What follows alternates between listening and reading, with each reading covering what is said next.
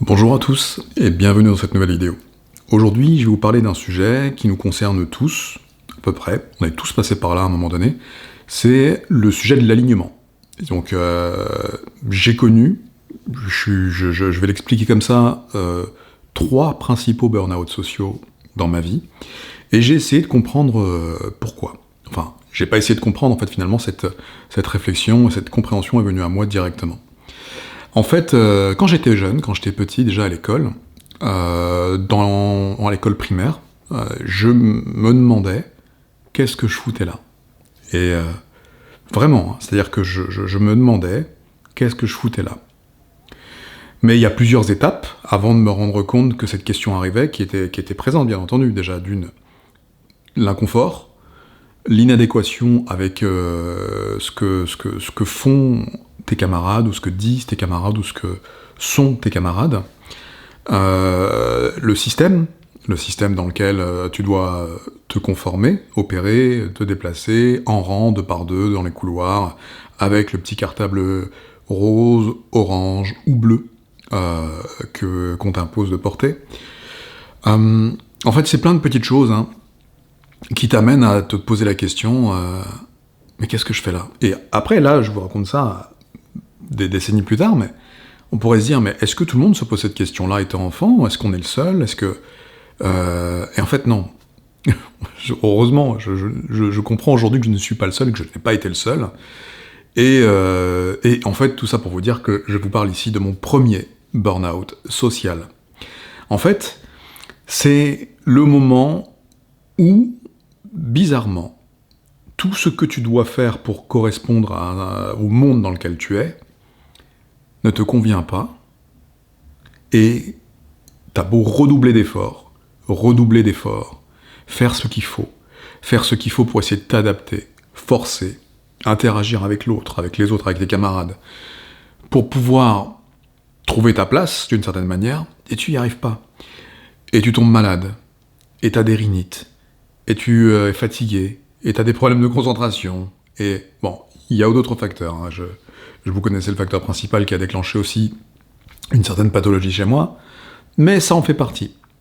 Et en fait, cette friction permanente t'amène à des micro-inflammations, plein de petits mécanismes systémiques qui vont être délétères pour toi, mais tu t'en rends pas compte, parce que c'est des petites choses, tu vois, vraiment des petites choses. Mais vu que t'es enfant, toi, donc t'es obligé de te conformer à ce que tes parents te disent de faire, ta grand-mère te dit de faire, tes camarades et tes professeurs, tes instituteurs te disent de faire. Donc tu fais. En te disant, de toute façon, c'est le chemin, non, j'ai pas le choix, il faut que je fasse comme ça. Et je vous parle de celui-ci, parce qu'en fait, je viens de le comprendre, en fait, que j'ai déjà fait un burn-out social avant. En fait, je pensais en avoir fait que 2. Finalement, j'en ai fait 3. Et peut-être qu'en fait, j'en ai fait bien plus que ça. Alors, moi, j'appelle ça burn-out social. Je ne sais pas si cette appellation est d'origine protégée ou quoi, mais c'est un peu comme le mot biohacking. Je me suis un jour j'ai utilisé le mot, je me suis rendu compte qu'il était déjà utilisé. Et ben, burn-out social, je pense être le premier à l'utiliser en France, peut-être que je me trompe, peut-être que d'autres l'ont déjà utilisé avant. Parce que burn-out, ça peut être dans plusieurs contextes différents.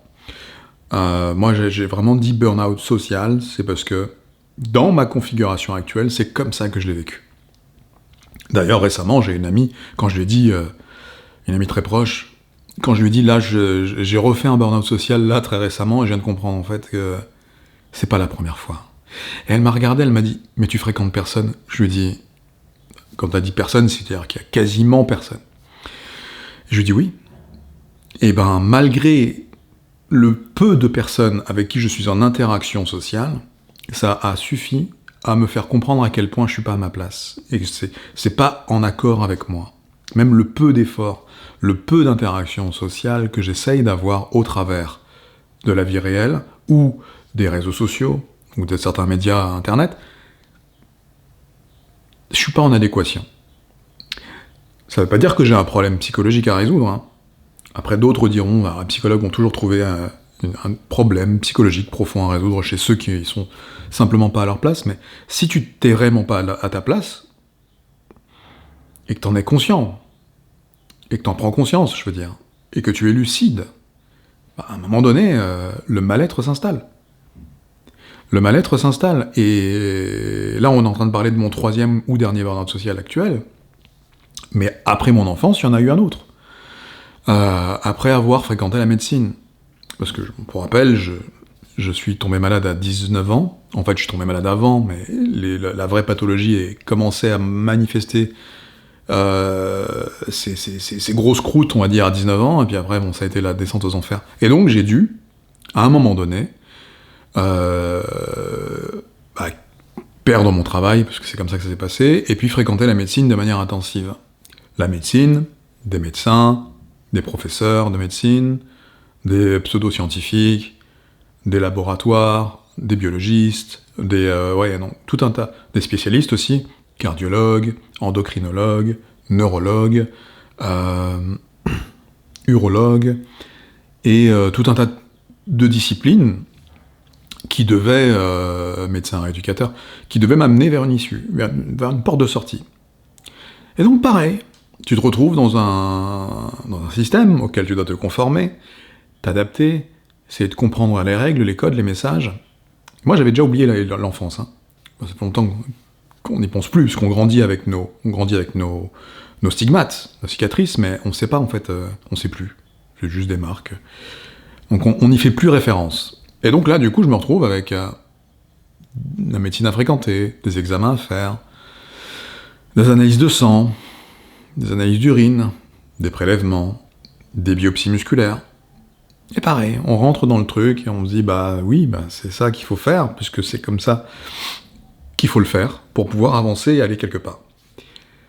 Et progressivement, alors moi j'avais dit à l'époque, donc il y a quelques années, après j'ai dit, j'ai fait une espèce de rupture avec la médecine conventionnelle, une allergie, une intolérance, alors moi qui étais déjà victime d'intolérance, et on revient sur l'alignement après, hein, d'intolérance alimentaire, mais pas que, parce que je me suis rendu compte que les intolérances alimentaires ont aussi une corrélation avec l'environnement. C'est-à-dire que bien souvent, les gens qui sont intolérants à leur environnement ont des intolérances alimentaires.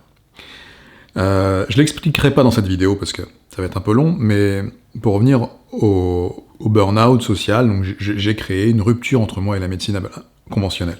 C'est-à-dire qu'en gros, je pouvais plus parler avec un médecin, je n'y arrivais plus, j'ai fait une overdose de médecine.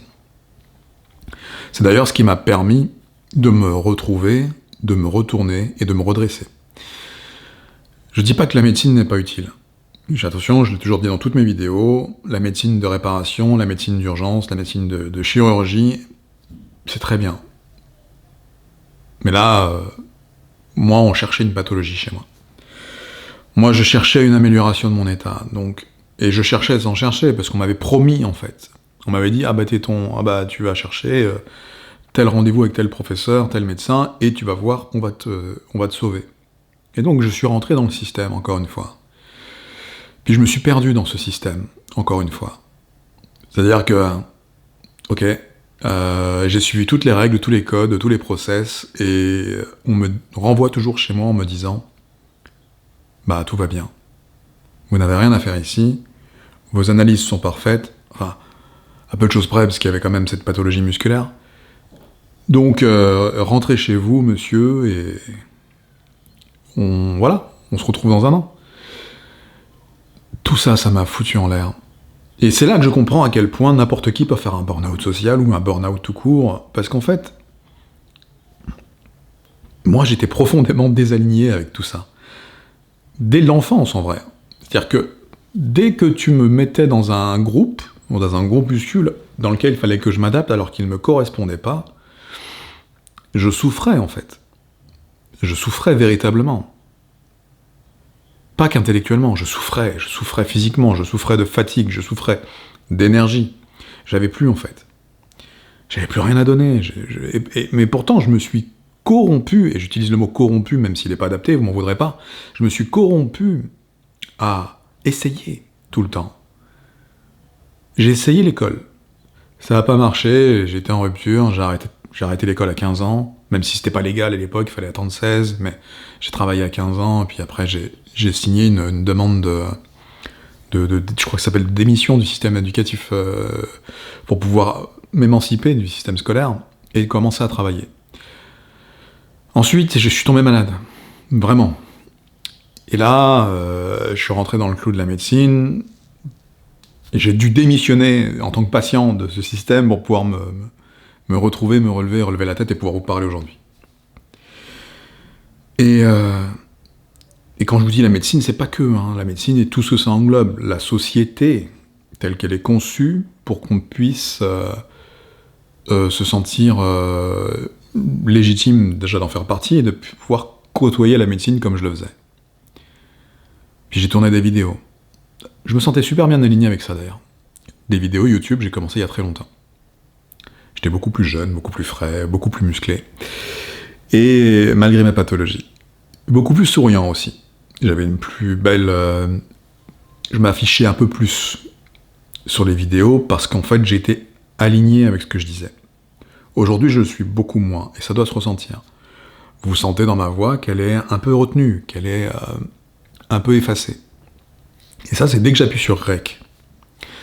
Parce qu'en fait, je suis rentré vraiment en rupture avec ce monde, et enfin, beaucoup de choses dans ce monde, en tout cas celles auxquelles je suis confronté, et du coup, ça m'a amené à faire plusieurs fois ces fameux burn-out.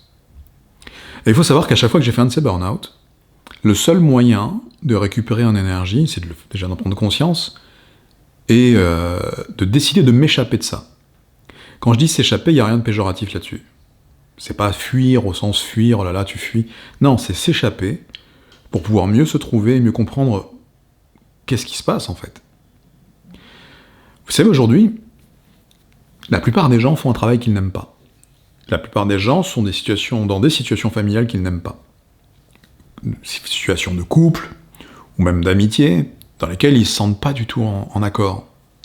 Ils fréquentent des gens, des milieux sociaux, et ils ne se sentent pas du tout en accord. Moi, souvent, on me demande pourquoi je suis tout seul. Mais moi, je connais tellement bien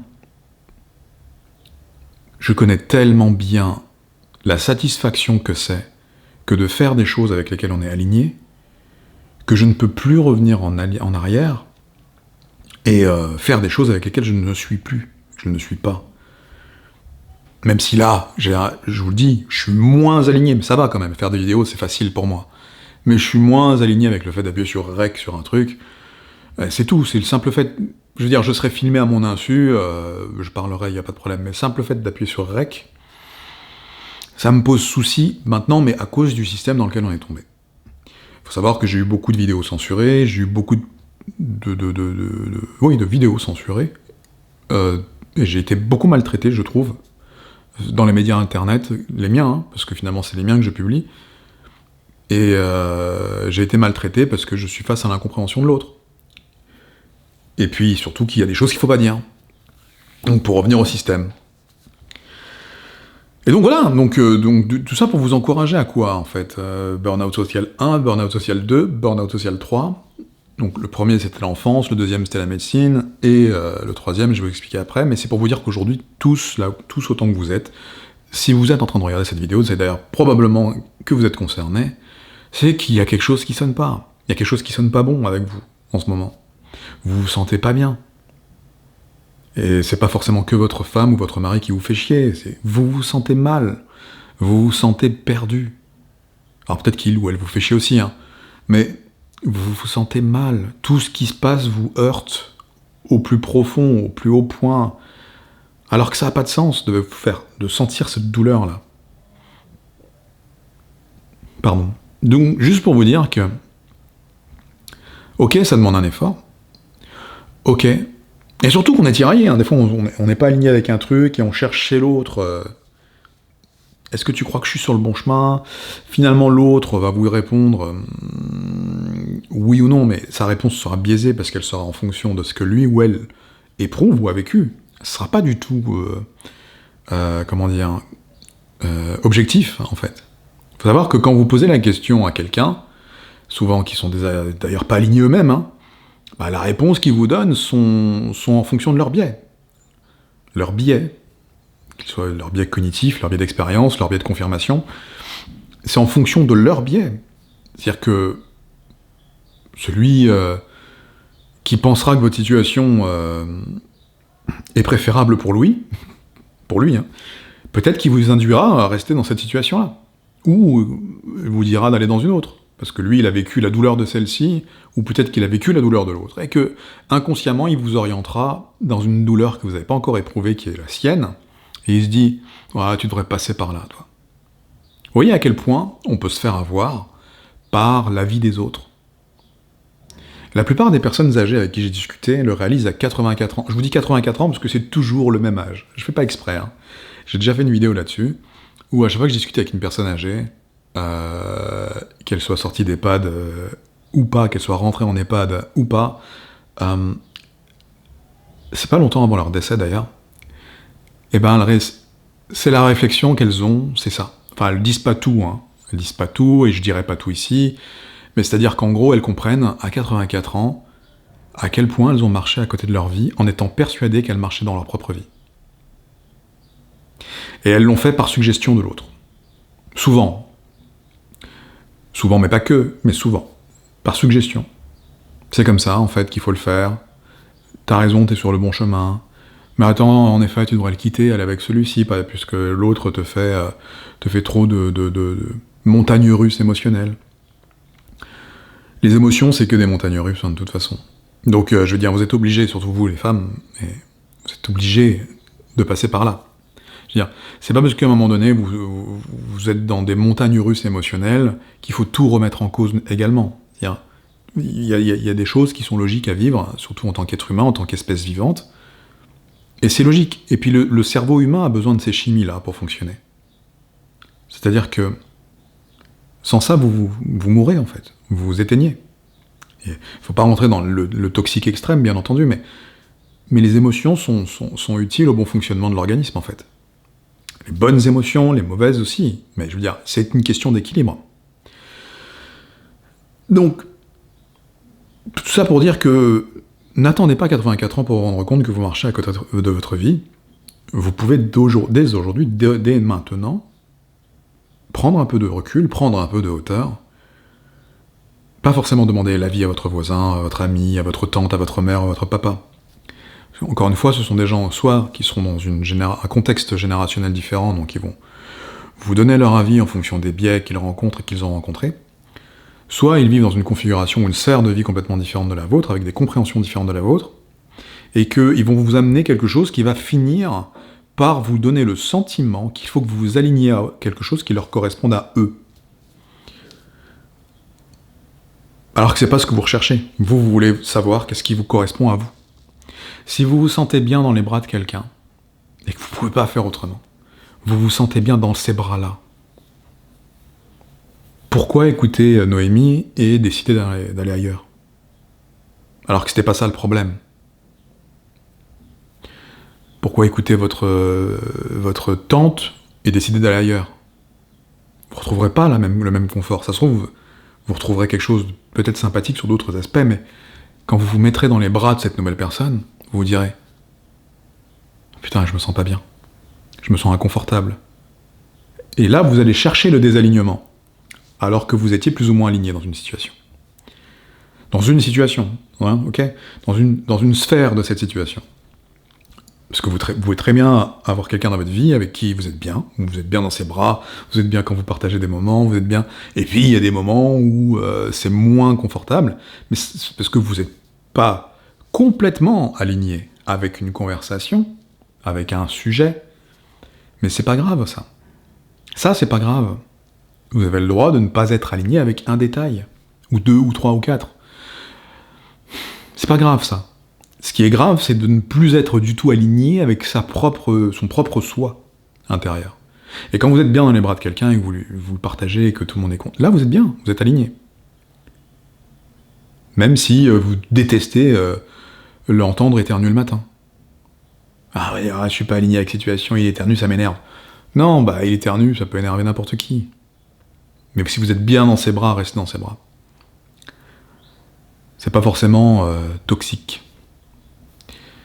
Mais ça peut l'être. Si... Ça fera l'objet d'une autre vidéo. Mais parce que je m'égare, et je sais que vous aimez pas quand je m'égare, et moi je parle comme ça, je parle sans script. Hein. J'ai pas de prompt, j'ai pas de script. Donc, je regarde...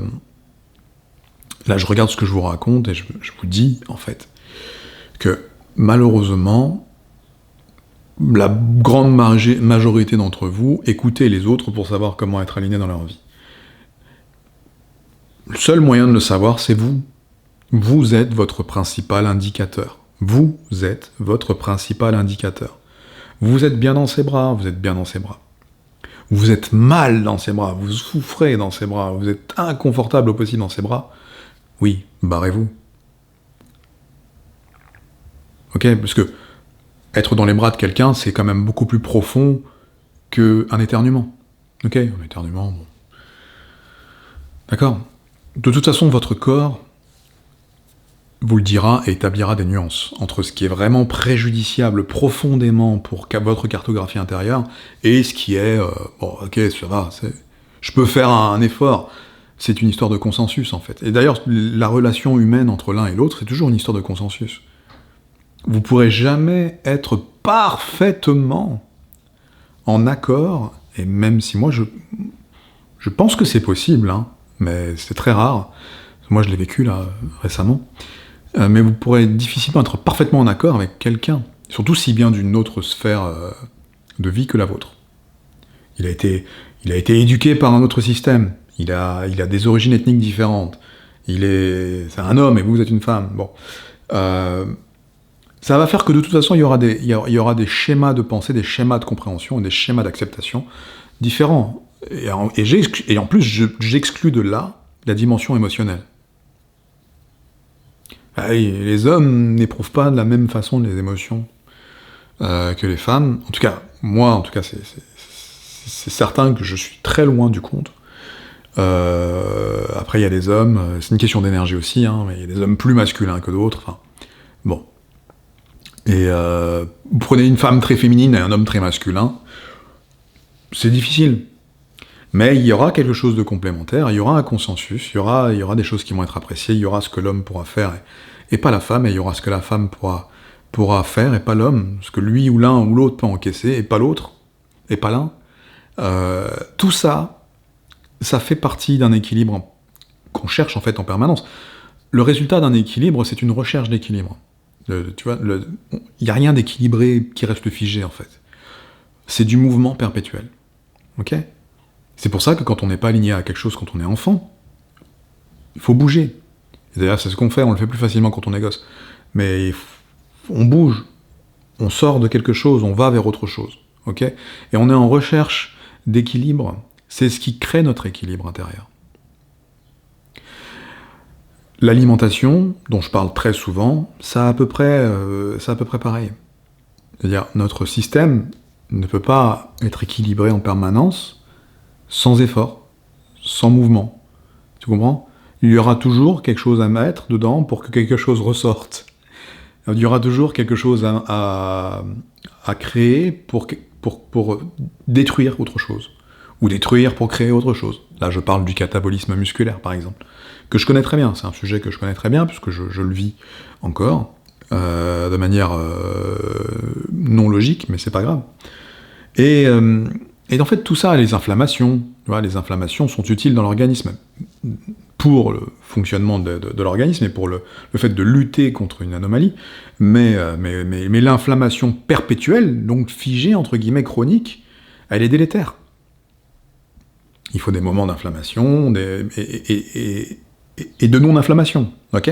Parce que si vous continuez à souffrir en permanence, oui, c'est délétère pour vous. Et donc c'est pour ça que l'alignement parfait dans une situation relationnelle de couple ou quoi, ça veut rien dire, parce que pour pouvoir apprécier un moment confortable quand vous êtes dans ses bras, il faut qu'il y ait aussi le contraste. C'est pas forcément systématique, hein, mais le contraste est important pour pouvoir comprendre à quel point vous pouvez apprécier cette situation-là. C'est-à-dire que là, vous êtes inconfortable parce que, je sais pas, il a élevé la voix, ça vous a pas plu, vous avez eu un heurt dans l'estomac.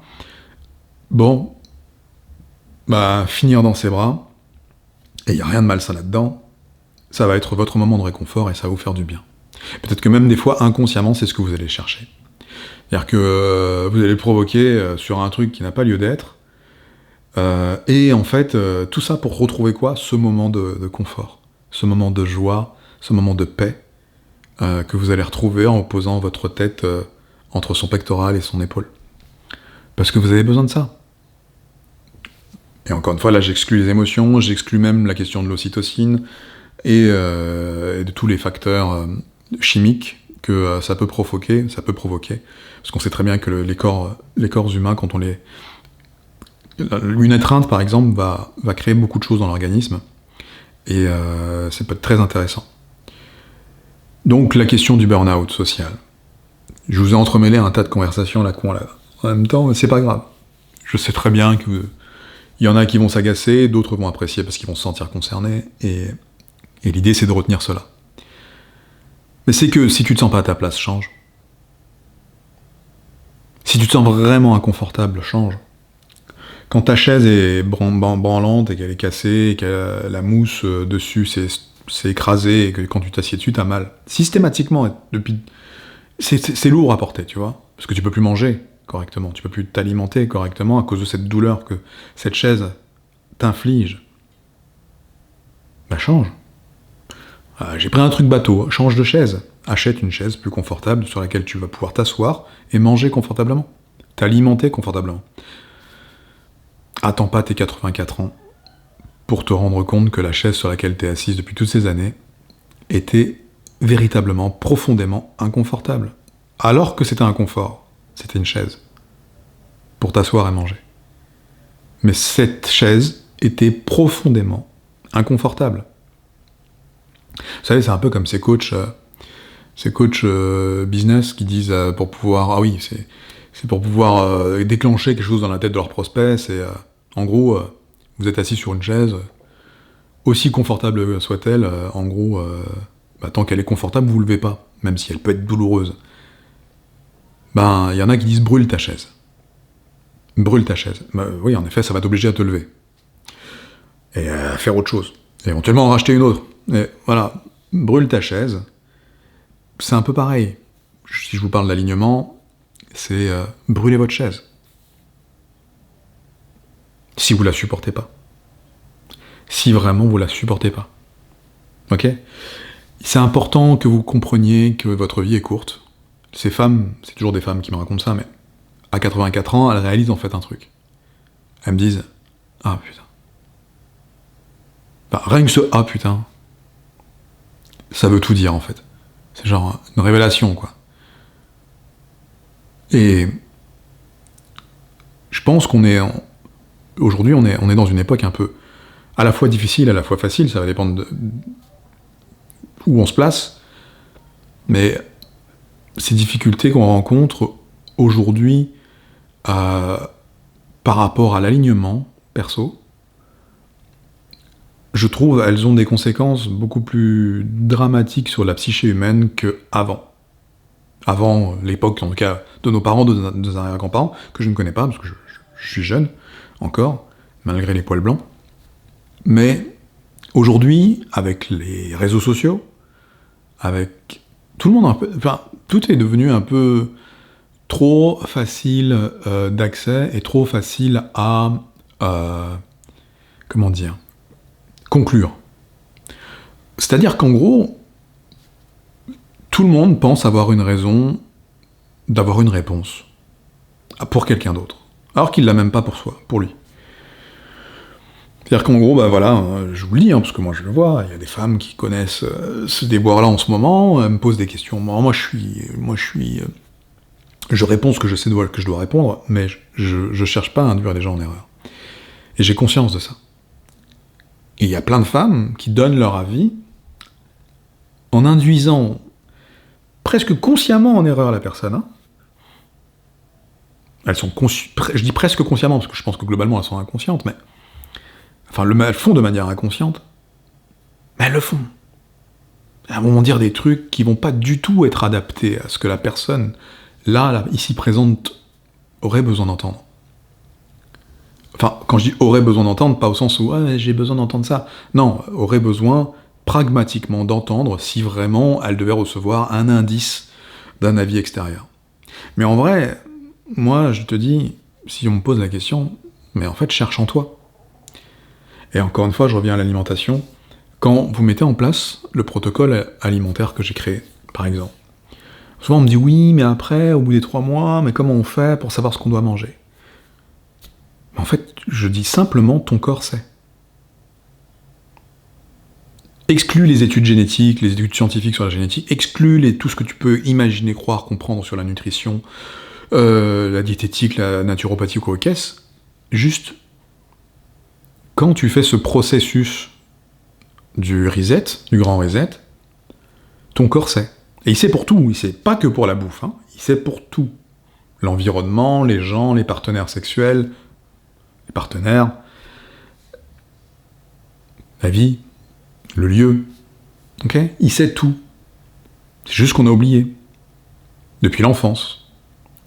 Même si moi j'ai fait mon premier burn-out, enfant, eh ben j'ai pas compris ce qu'il fallait comprendre à cette époque-là. Je n'étais pas assez mature.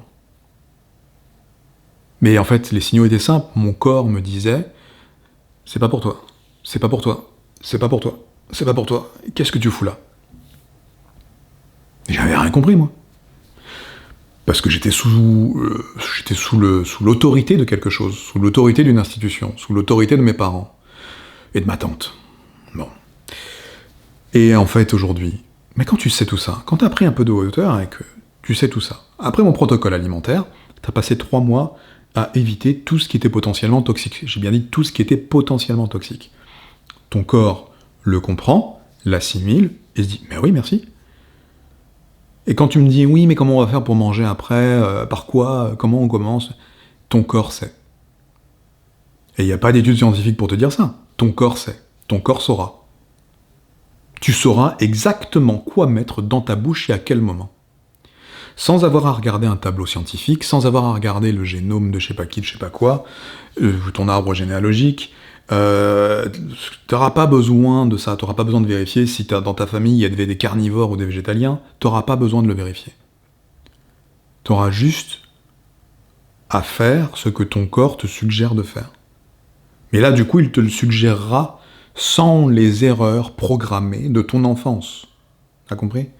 L'idée du reset, du grand reset, c'est ok, on réinitialise tout. Même si ce n'est pas complètement possible, hein. Mais on réinitialise tout ce qu'on peut réinitialiser, de manière à ce que, ok, on reparte à zéro, comme un bébé. Même si, encore une fois, on n'atteindra pas le système digestif du bébé, vous avez compris. Mais comme un bébé, qui n'a pas encore été complètement programmé. On le programme, le bébé, hein. On le programme, le bébé, avec ce qu'on lui met dans la bouche. Le petit pot par-ci, le petit lait par-là. Et ça devient ce que ça devient. Mais là, quand tu fais ce programme, quand tu fais ce protocole, une fois adulte, et que tu refais ton reset correctement, confortablement, correctement, même si c'est inconfortable au début, eh ben, t'auras pas besoin de la poser la question, mais qu'est-ce que je peux manger après, comment je sais, mais est-ce que je dois manger de la viande, est-ce que je dois manger du poisson, est-ce que je dois manger des végétaux? Tu sauras. T'as pas besoin de demander à un médecin. Après, si vraiment t'as une condition médicale particulière, évidemment que le médecin sera approprié, mais t'as pas besoin de demander à quelqu'un d'autre que toi ce que tu dois faire. Ok? C'est vraiment important ce que je te dis là. Tout est une question d'alignement. Et une fois que tu auras fait ce reset, tu seras aligné. À l'intérieur. Et ça permettra de savoir exactement quoi faire. Où, avec qui, comment. Que tu le veuilles ou pas, ce sera évident, et il faut juste passer par cette étape du grand reset pour pouvoir trouver ton propre alignement. Pour pouvoir le trouver sans le chercher, en fait. Tu vas juste le vivre, tu vas vivre l'alignement. Tu comprends? C'est comme ça que j'ai conçu les choses, c'est comme ça que je les ai conçues pour moi au départ, et tu vois, jusqu'ici, j'ai aidé des dizaines ou des centaines de personnes à améliorer leur état de vie, état de santé, état de bien-être, état de ce que tu veux. Même l'administration, hein, là on parle de la MDPH, donc la Maison départementale des personnes handicapées, vu que ce sont souvent des personnes en situation de handicap qui sont venues vers moi, souvent j'ai aidé en fait. À comment remplir un dossier, comment mieux l'orienter, comment faire en sorte que ça marche pour lui, ou pour elle. C'est souvent elle d'ailleurs. Ça a fonctionné. J'essaye de faire en sorte que contextuellement, les gens trouvent leur place. Et même si là, c'est une question d'administration, mais après ça, ils me remercient, non pas pour l'administration, ils me remercient pour le grand ménage que je leur ai permis de faire dans leur vie. Qu'ils vont mieux. Sur le plan physique, sur le plan intellectuel, sur le plan mental, sur le plan de la clarté mentale, ils vont mieux. Très important d'ailleurs, parce que il y a toujours une défaillance qui entraîne une autre défaillance. Quand vous n'êtes pas bien, et quand vous n'êtes pas clair avec vous-même, quand vous avez perdu cette clarté mentale, bah forcément vous faites des erreurs ailleurs.